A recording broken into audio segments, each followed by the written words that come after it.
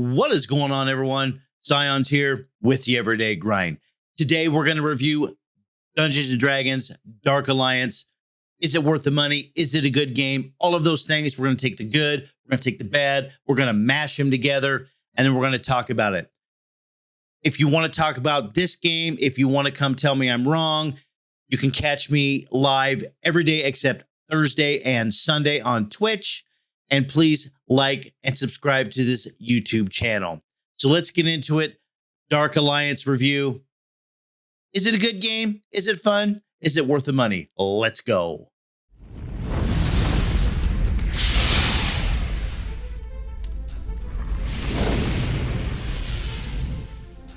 Crossplay is a really, really big deal in Dungeons & Dragons Dark Alliance. The rewards you get from being in a group are much, much higher than when you play singly. Again, the game can be played singly.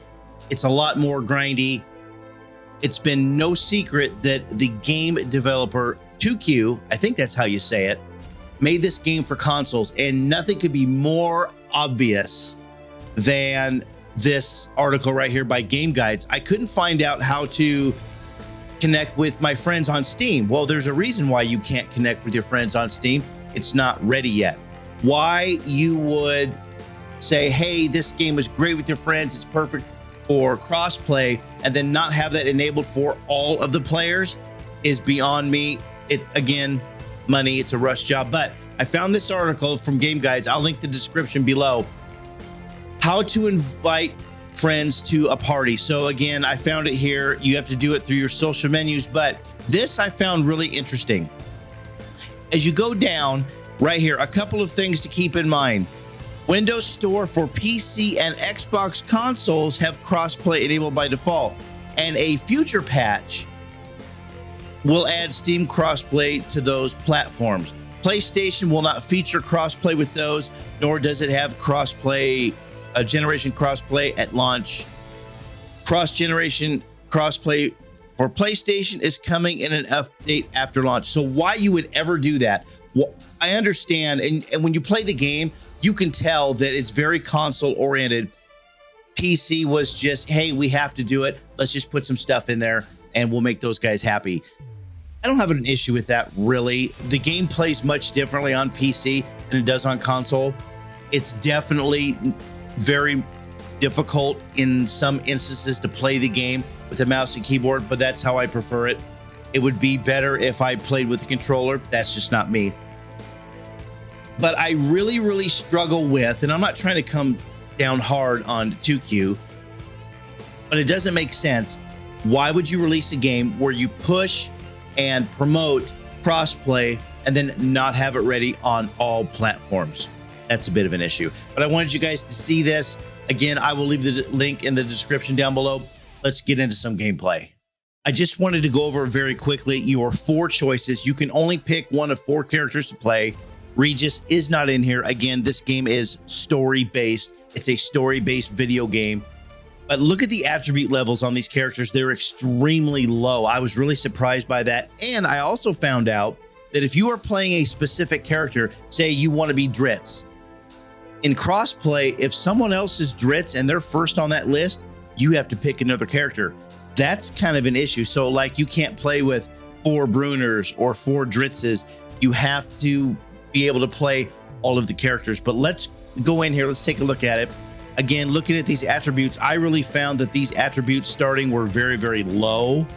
You can raise them on in the game with quests and stuff, and then underneath, you've got the ultimate attacks, Astral Companion for Dritz, Cadbury, again, very, very low attributes. They're horribly low.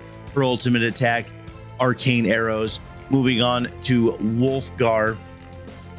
His ultimate attack, Wrath of Tempest, which is really cool. I've used it a few times. It's a lot of fun. Wolfgar seems to be the go-to for a lot of players. And then Brunner, Battlehammer, with his ultimate attack clan, Battlehammer. One of the things that I heard a lot of feedback on this game about is, well, it says Dungeons & Dragons, but it's not a Dungeons & Dragons game. Oh, but it is. It is a story-based Dungeons & Dragons game, and I think people get lost in that, oh, it's got Dungeons & Dragons features, so it should only be one way. No, this is a story-based game, based in the Dungeons and Dragons world. So of course they're going to use the Dungeons and Dragons banner. I think that's a really, really big deal. But the cutscenes in this game are absolutely fluid. They go right in with the storyline. They are well done. I was really, really surprised.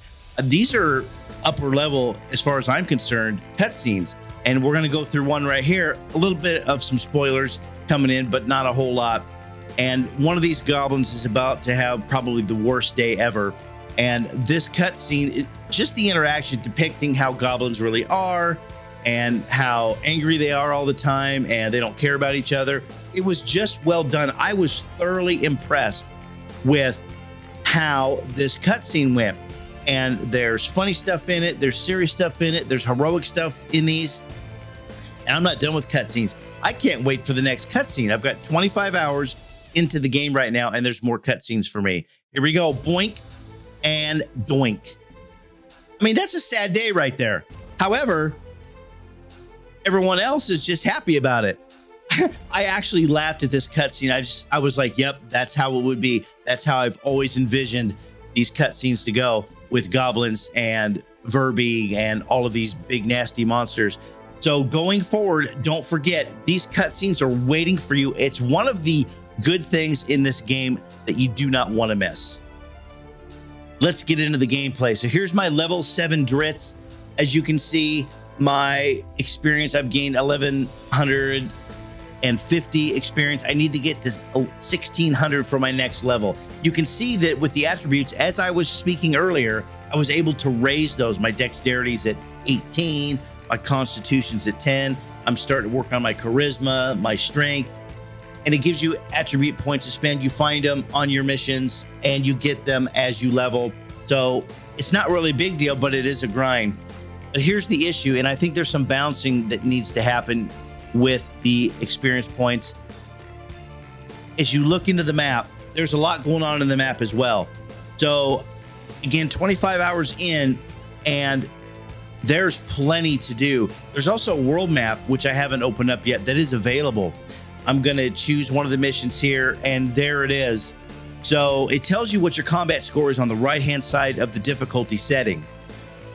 My party combat power is 1727. I can tell you right now that if I went into Guardian, I'm having a hard time on Heroic right now. And it's not that I'm a horrible player. It's there's some settings in the game that need to be kind of tweaked a little bit, because you're taking a hell of a lot more damage.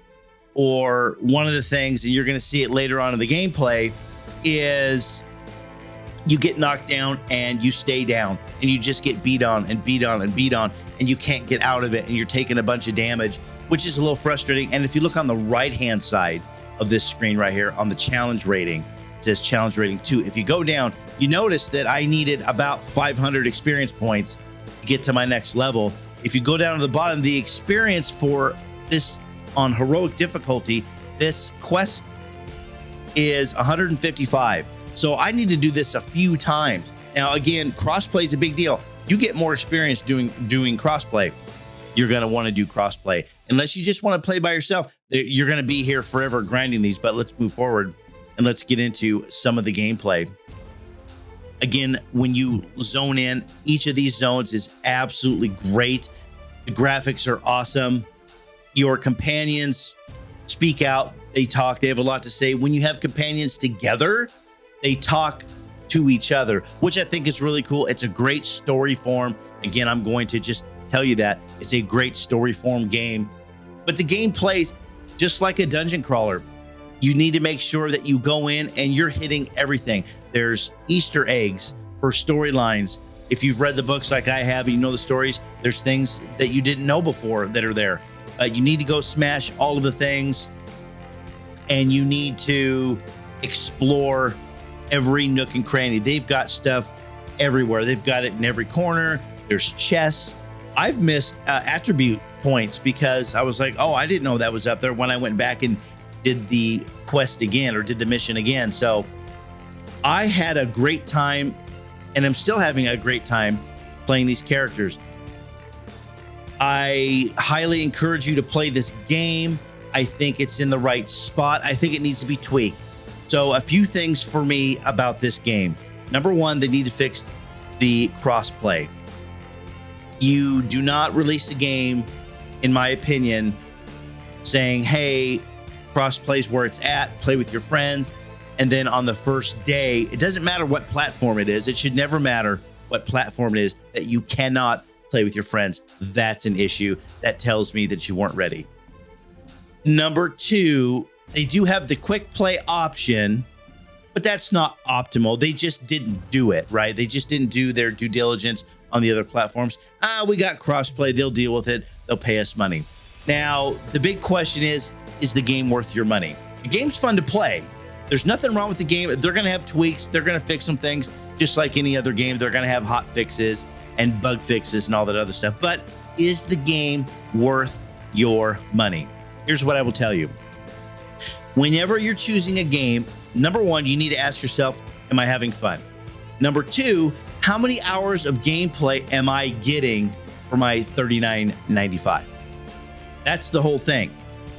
If you are a console player and you play console games, you're buying games all the time anyways.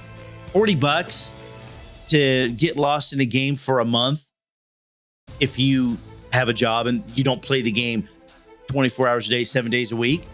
Yeah, the game's worth your time.